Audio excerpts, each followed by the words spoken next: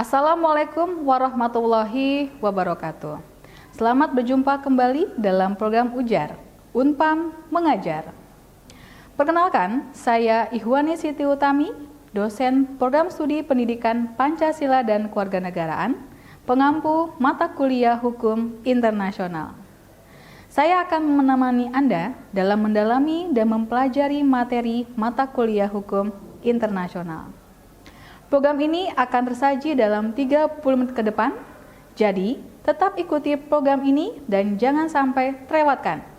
Tonton terus di Sasmita Jaya TV, berbagi untuk negeri.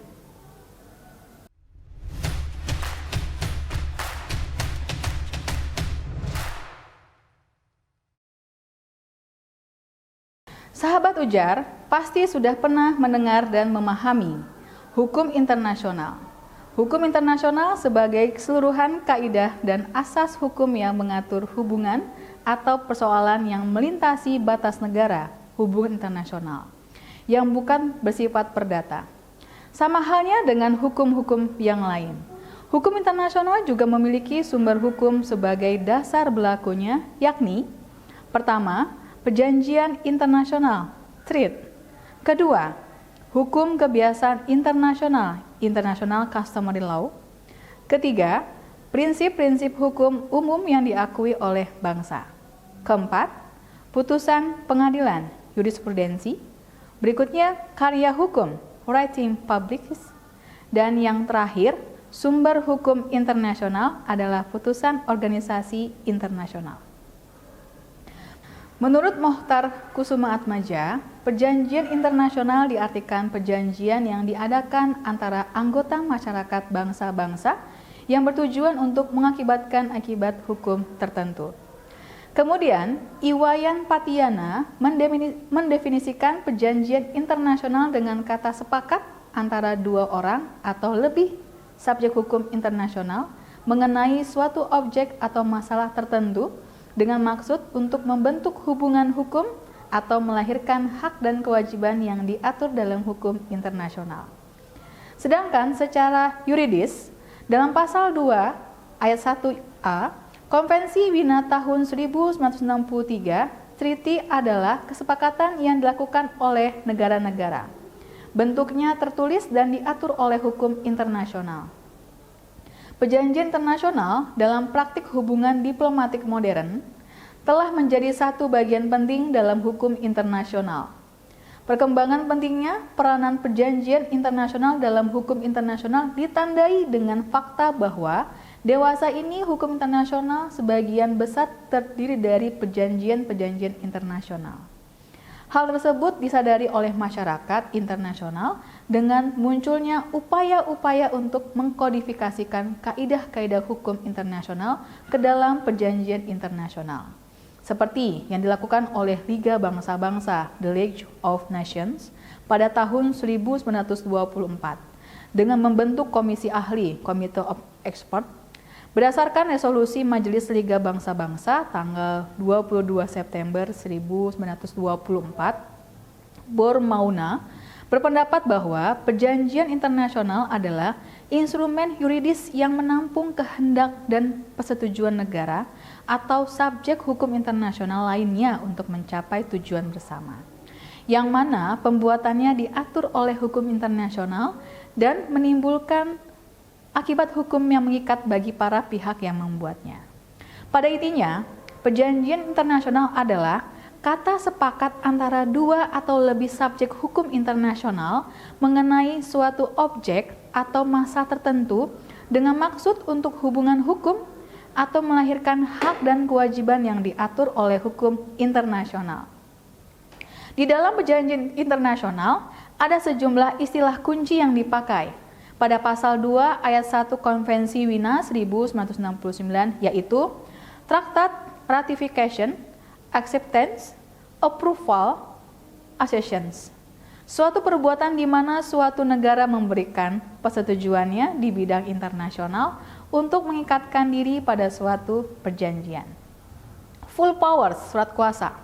Sebuah dokumen yang diberikan oleh pihak yang berwenang dari suatu negara yang menunjukkan seseorang atau beberapa utusan untuk mewakili negara tersebut dalam berunding, menerima atau mengintensifikasikan naskah suatu perjanjian, menyatakan persetujuan negara untuk diikat oleh suatu perjanjian, atau melakukan perbuatan lain yang berhubungan dengan suatu perjanjian.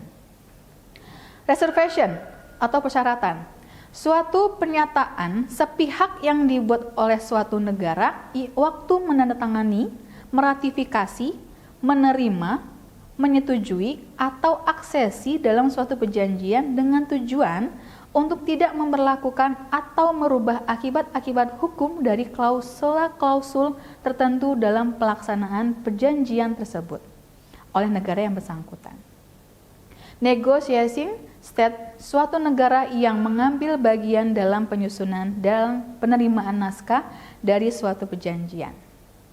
Contracting parties, suatu negara yang telah memberikan persetujuannya untuk mengikatkan diri pada suatu perjanjian, lepas dari apakah perjanjian tersebut sudah berlaku atau belum. Parti, suatu negara yang telah memberikan persetujuannya untuk diikat oleh suatu perjanjian dan terhadap mana perjanjian itu telah berlaku. Third state, suatu negara yang bukan merupakan pihak dari suatu perjanjian. International organization, suatu organisasi antar pemerintah.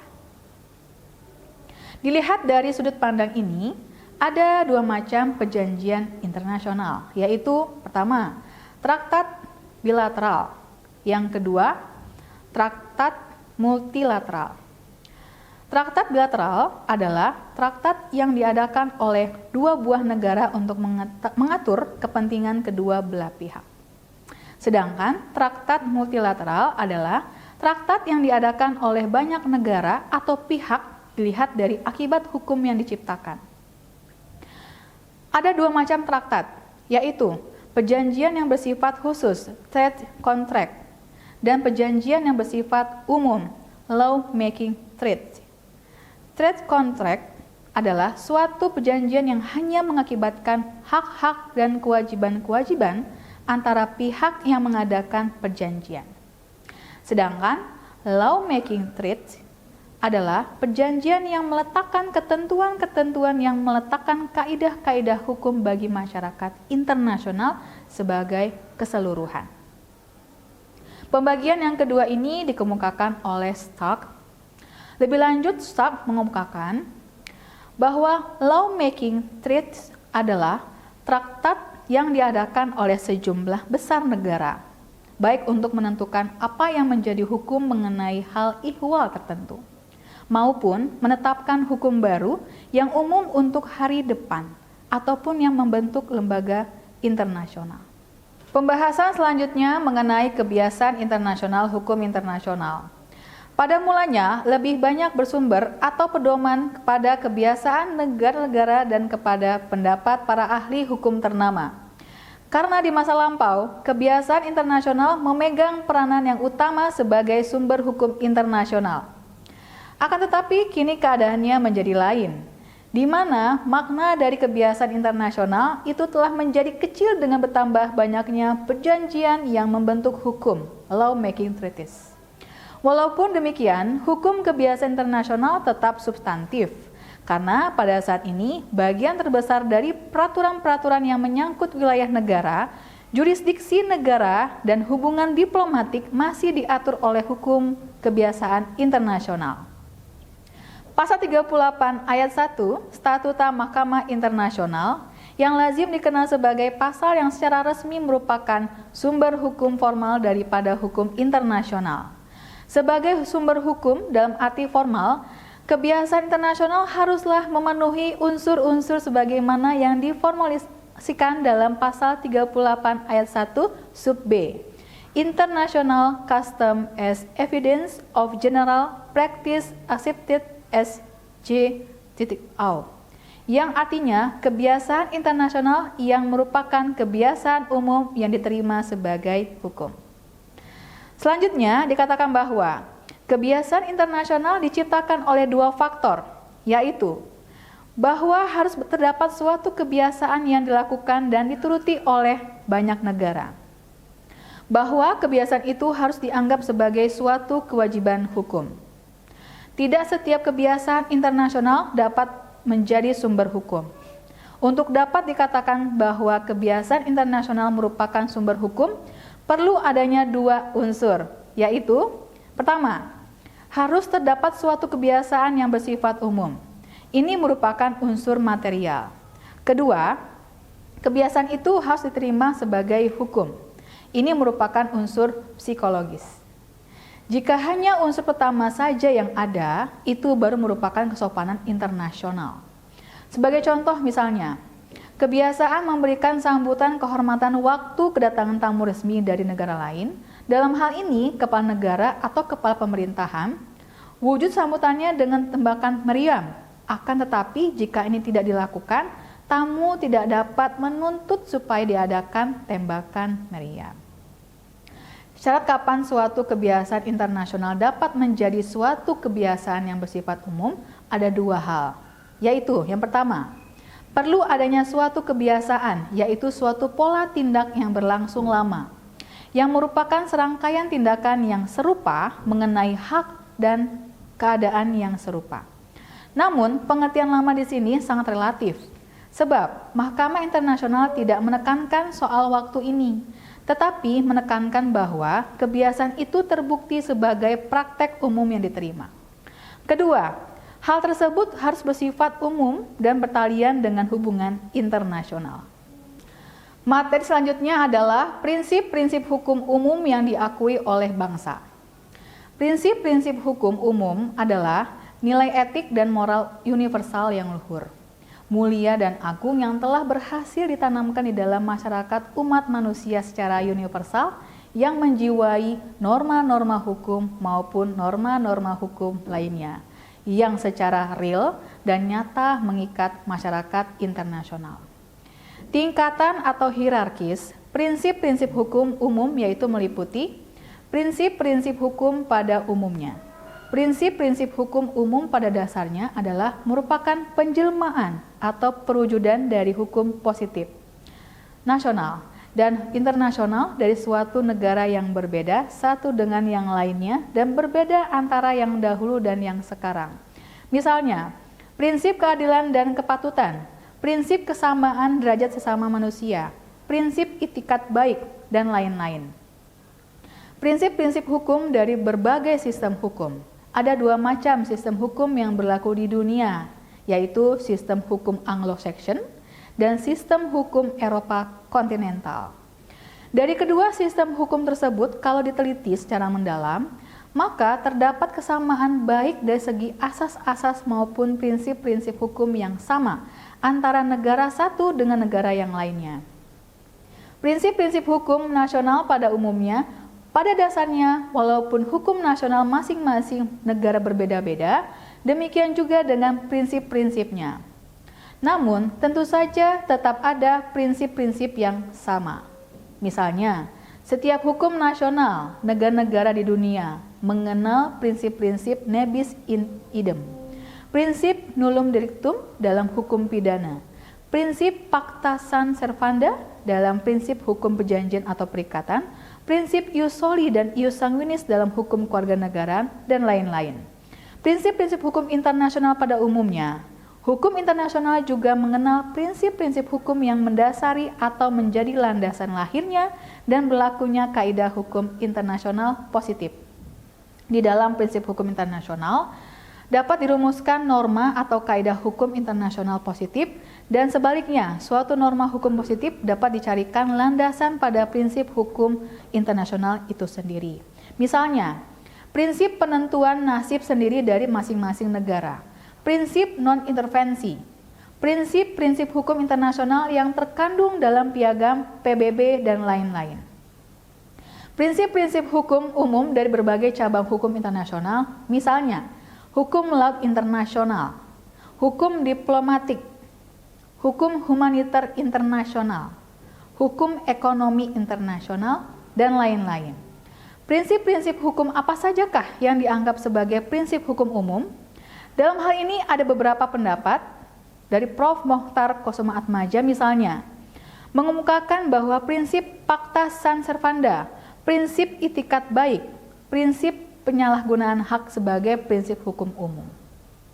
Sementara Ian Brownlee menyebutkan prinsip persetujuan, prinsip resiprositas, prinsip itikat baik, prinsip yuridiksi domestik sebagai prinsip-prinsip hukum umum. Lebih jauh dari prinsip-prinsip hukum umum mempunyai pengertian yang ditetapkan dalam perencanaan statuta. Mahkamah Internasional, waktu itu Mahkamah Tetap Pengadilan Internasional, yang berupa Advisory Committee of Jurists tahun 1920 berkaitan dengan ketentuan pasal tersebut. Advisory tersebut antara lain menyimpulkan yang pertama, perkataan prinsip-prinsip hukum umum yang diakui oleh bangsa-bangsa yang beradab dimaksudkan terdiri dari prinsip-prinsip yang diakui oleh semua bangsa dalam fora domestik. 2. Walaupun anggota-anggota komite menganggap bahwa prinsip-prinsip hukum umum menjadi bagian hukum alam, prinsip-prinsip ini harus telah diterima oleh negara-negara. Ketiga, prinsip-prinsip hukum umum harus berfungsi sebagai sumber di dalam kerangka kerja dari suatu kondisi peradilan. Dengan demikian, prinsip-prinsip hukum umum merupakan sumber bagi mahkamah dalam menetapkan suatu ketentuan guna menyelesaikan perselisihan, yaitu dengan mengambil suatu ketentuan yang berasal atau bersumber dari prinsip-prinsip fundamental hukum yang memang telah diterima sebagai hukum internasional oleh negara-negara. Adanya prinsip-prinsip hukum umum sebagai sumber hukum primer sangat penting bagi pertumbuhan dan perkembangan hukum internasional sebagai sistem hukum positif. Dengan adanya sumber hukum ini, Mahkamah Internasional tidak dapat menyatakan non-liquid, yakni menolak mengadili perkara karena tiadanya hukum yang mengatur persoalan yang diajukan.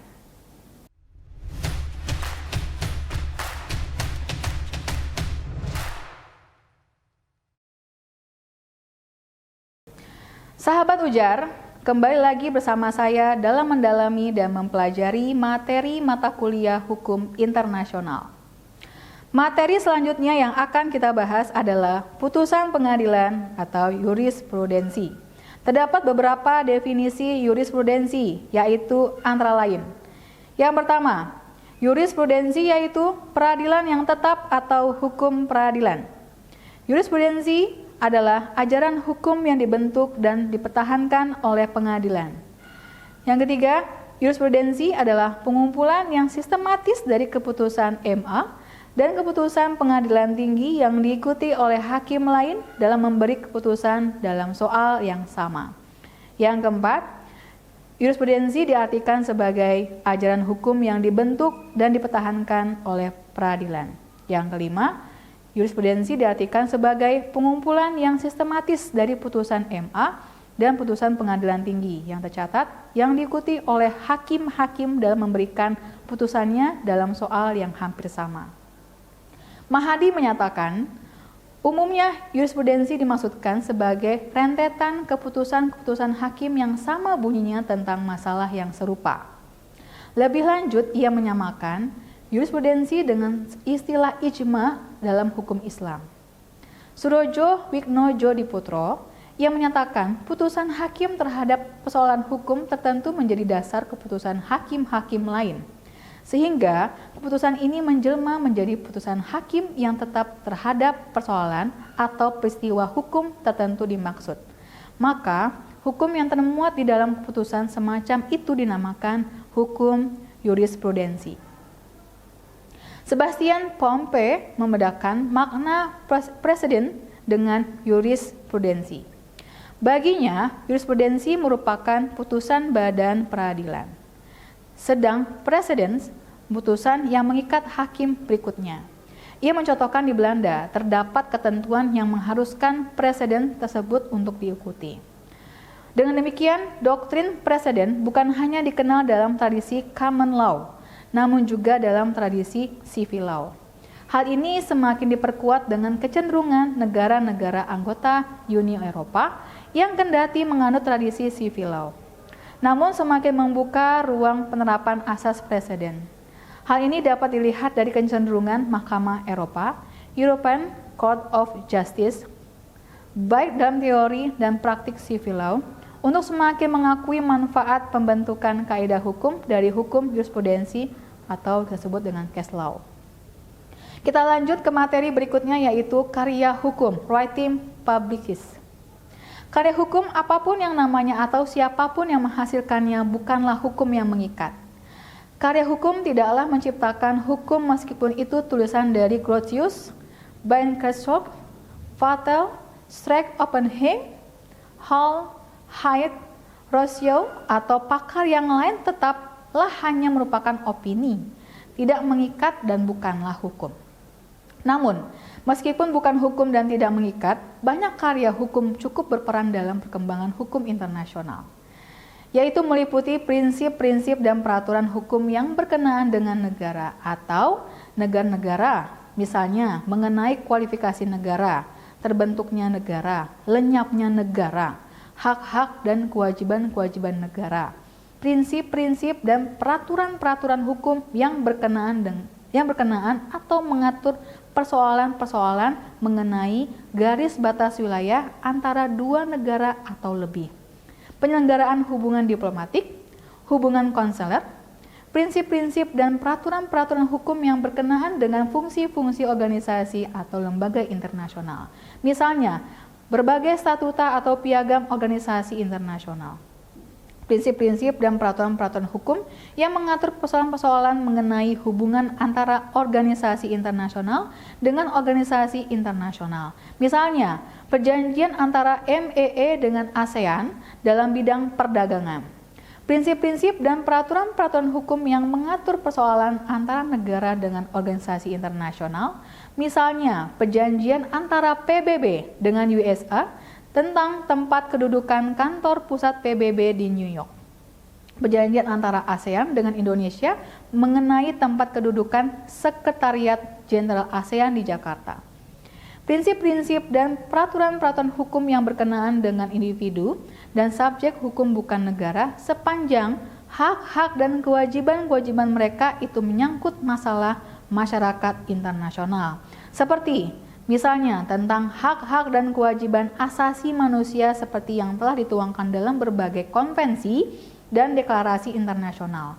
Prinsip-prinsip dan peraturan-peraturan hukum yang mengatur tentang status dan kedudukan pengungsi wilayah perwalian, organisasi-organisasi pembebasan, kelompok pembebasan, prinsip-prinsip dan peraturan-peraturan hukum yang mengatur persoalan antara organisasi internasional dengan individu, antara organisasi internasional dengan subjek hukum bukan negara, antara negara dengan subjek hukum bukan negara maupun antara subjek hukum bukan negara satu dengan lainnya. Beranjak ke materi selanjutnya, yaitu putusan organisasi internasional. Putusan organisasi tidak dikemukakan dalam daftar sumber hukum pasal 38 ayat 1. Statuta Mahkamah Internasional. Beberapa alasan yang dikemukakan antara lain bahwa waktu pembentukan piagam keberadaan dan peran organisasi internasional belum seperti saat ini. Alasan lain yang dikemukakan oleh beberapa penulis hukum internasional adalah karena putusan organisasi internasional sudah tercakup dalam hukum kebiasaan internasional maupun treaty. Namun demikian, tidak semua putusan organisasi internasional dapat dikatakan merefleksikan hukum kebiasaan. Pada dasarnya, putusan organisasi internasional hanya mengikat pada anggotanya saja. Putusan organisasi internasional juga tidak bisa dikategorikan sebagai treaty mengingat treaty memerlukan kesepakatan yang melahirkan hak dan kewajiban bagi pesertanya serta diatur oleh hukum internasional. Meskipun putusan organisasi hanya mengikat pada anggotanya, tidak menciptakan suatu norma hukum. Namun, putusan organisasi internasional dapat menjadi bukti praktik hukum kebiasaan internasional.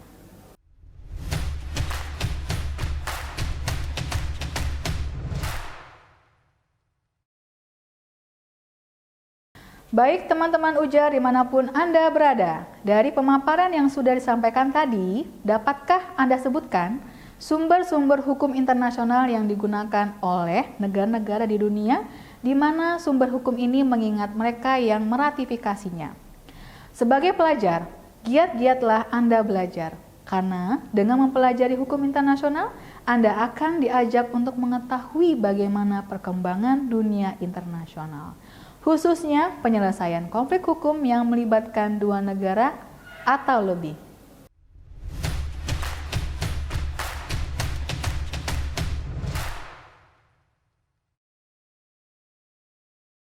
Pembicaraan mengenai sumber hukum internasional ini dapat dilihat dari dua sudut pandang, yaitu sumber hukum dalam arti material dan sumber hukum dalam arti formil. Pembicaraan sumber hukum dalam pembahasan ini adalah sumber hukum dalam arti formil, yaitu tempat di mana dapat dikemukakannya aturan-aturan hukum yang dapat diterapkan sebagai kaidah hukum dalam satu persoalan yang konkret.